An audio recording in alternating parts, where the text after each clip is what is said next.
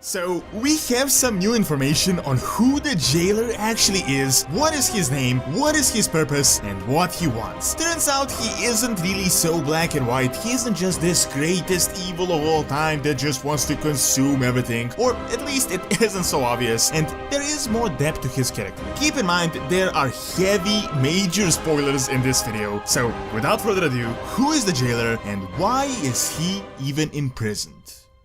Brought to you by Gamivo.com. Make sure to click the link in the description and get Shadowlands as well as game time at discounted prices.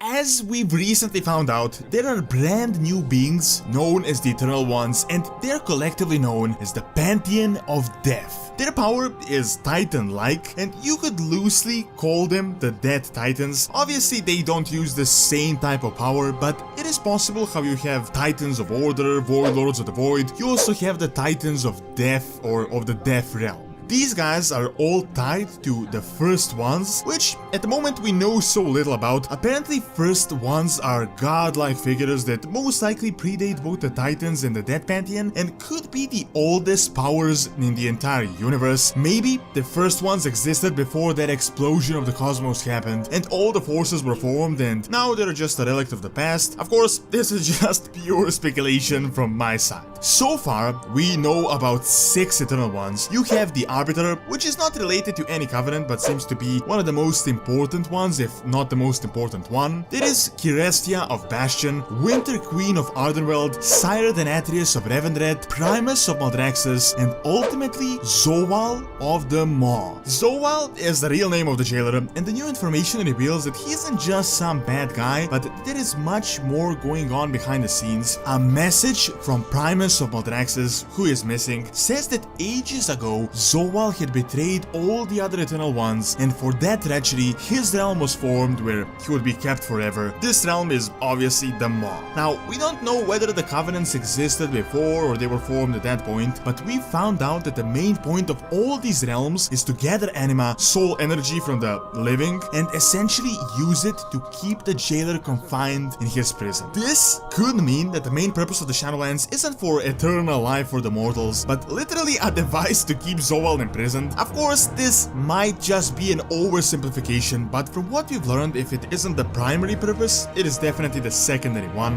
What did he do that was so bad? How has he betrayed him? We have no idea at this point. Maybe the Eternal Ones battled someone else and Zovaal sabotaged them or defected. We just have no idea. Now, even more spoilers away, it turns out that Primus, the ruler of Maldraxxus, found out about the jailer's scheme and how he was attempting to break free. He went to search for clues and has been missing for quite some time, either a very long time or that entire thing happened recently as Draka mentions here. He leaves messages for us, messages that mean that his plan failed, so this is like a failsafe, and he tells us to unite with the rest of the Eternal Ones to keep the jailer in check, but it turns out that some have already defected. The Atreus of Revendred had already started working for the jailer and has been pumping him up with anima. Devos, the Kyrian that threw Arthas indirectly into the Maw, also started working for the jailer. Then, from the lesser forces, we know Sylvanas and her entire plan. Kil'Thuzad is also a major player, as well as Helya. Primus seems to be one of the big guys from these Eternal Ones, and he left a few hints that the Arbiter must be protected at all costs, and that the jailer can't reach the Sepulchre, which we don't know what it is at the moment. Some speculate that it is all the knowledge of warfare in Maldraxxus, and that does make sense. If the jailer got all that knowledge, he could defeat his foes and defect, but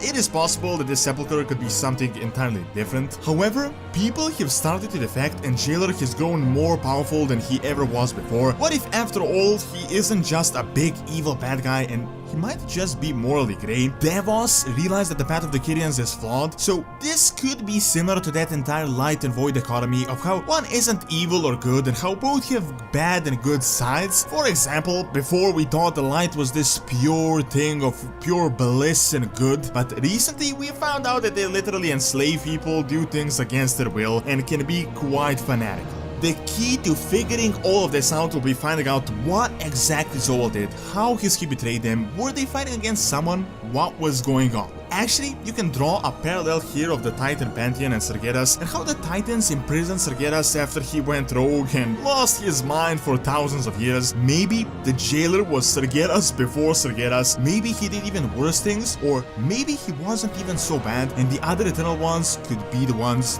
that are wrong. Honestly, I'm super excited to find out what is going on with all of this. At the moment, all we have is just tiny bits and pieces, and we're all just very loosely connecting them and speculating. But once Shadowlands progresses and we actually get inside, we are going to learn who is Zovaal and why has he been imprisoned within the Maw.